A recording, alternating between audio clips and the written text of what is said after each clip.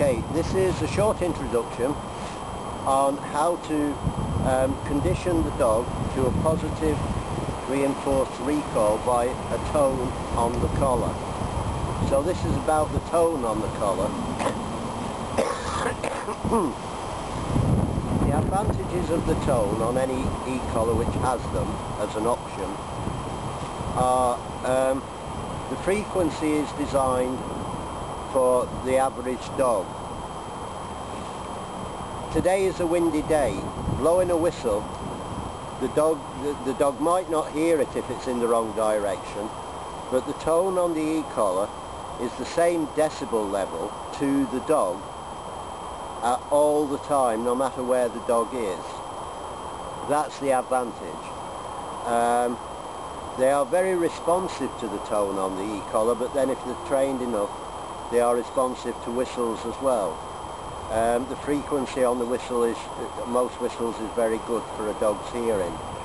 Voice, when the dog is distant or in wind, is not, even if you're using an inflection, which I use, the inflection is just not good enough in bad conditions.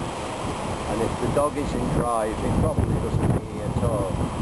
Too many people put disobedience down to the dog disobeying a known command. A lot of the time, if you're using your voice, the dog just doesn't absorb it properly. Before you start using the tone on a collar or a whistle, or before you use a whistle or any other audio signal, you must teach, the dog must be taught to recall in the first place. With the tone, you must first condition it to a positive reinforcement, which I'm going to do with my own dog now. And the best way to do it is forget treats. They're not a good reinforcer for a teenage dog or an adult dog. They're okay for puppies and for lures, but they're not a powerful reinforcer. You'll never get a dog recalling if you hold a treat out and it's flying off after some kind of prey.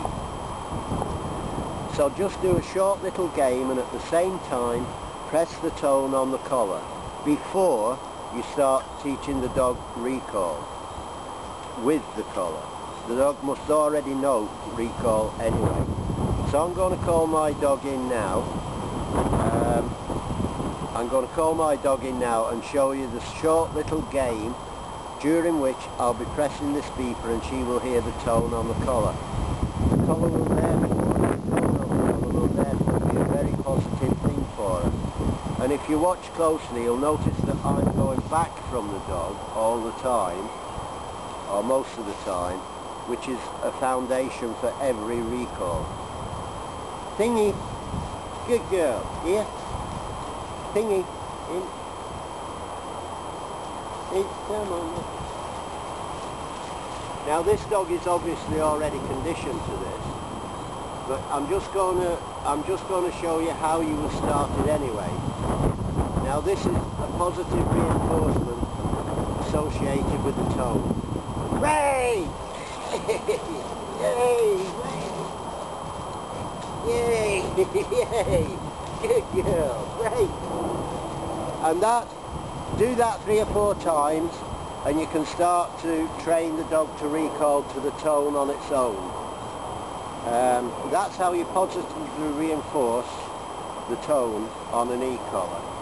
And just so you can hear it on this video, thingy.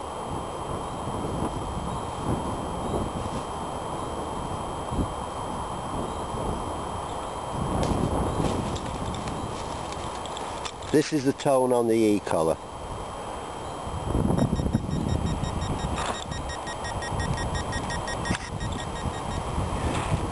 You can also use the tone instead of a clicker. Again, it has the advantages of the same decibel level and frequency all the time that the dog hears it at distance. But you do the same positive reinforcement before you start to use it as instead of a clicker, as what I've just shown here. So you can use it therefore as a conditioned positive reinforcer when the dog has done something correct. So the dog knows how to get the reward. Okay, Dennis Carthy, Hertfordshire.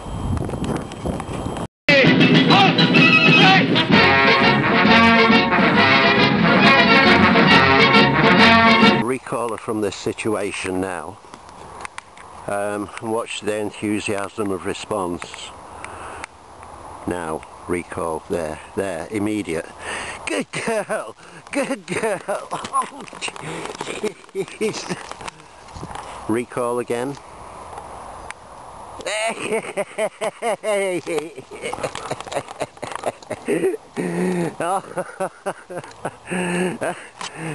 Watch. Good girl. Now, I'm going to keep this up for a bit. Watch the response with the recall.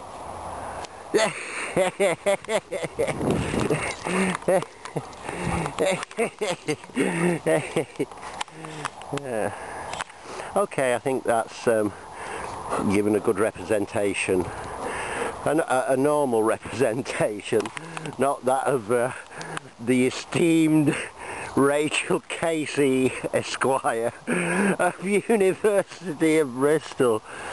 God, what a drip that woman must.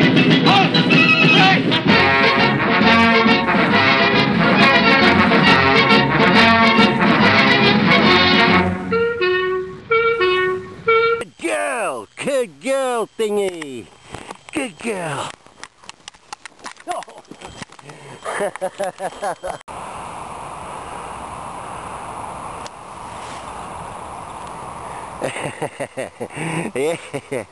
Here she comes. Hey, good girl, thingy. In. Oh.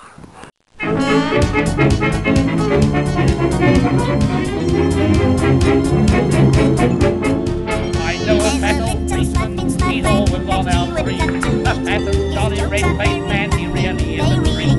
He's too light for a policeman, he's never known to frown, and everybody says he is the happiest man in town.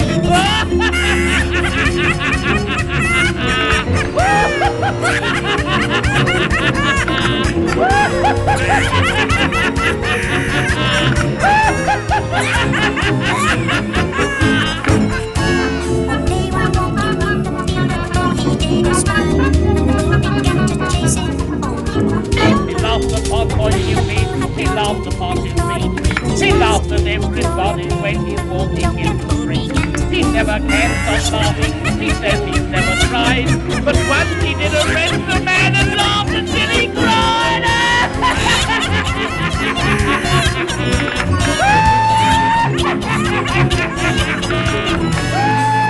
Slept inside a house and there he stood in place. The ghost didn't come on with a terrifying face. But suddenly just sat up in bed and told a crooked joke. And the ghost began to laugh and went to bed and puff of smoke. Jolly takes his fingers and then he shut his eyes. He opened his great mouth, it wasn't just his size. He said, I've got to let you. He didn't know what for. And then he started laughing until he drank his jaw.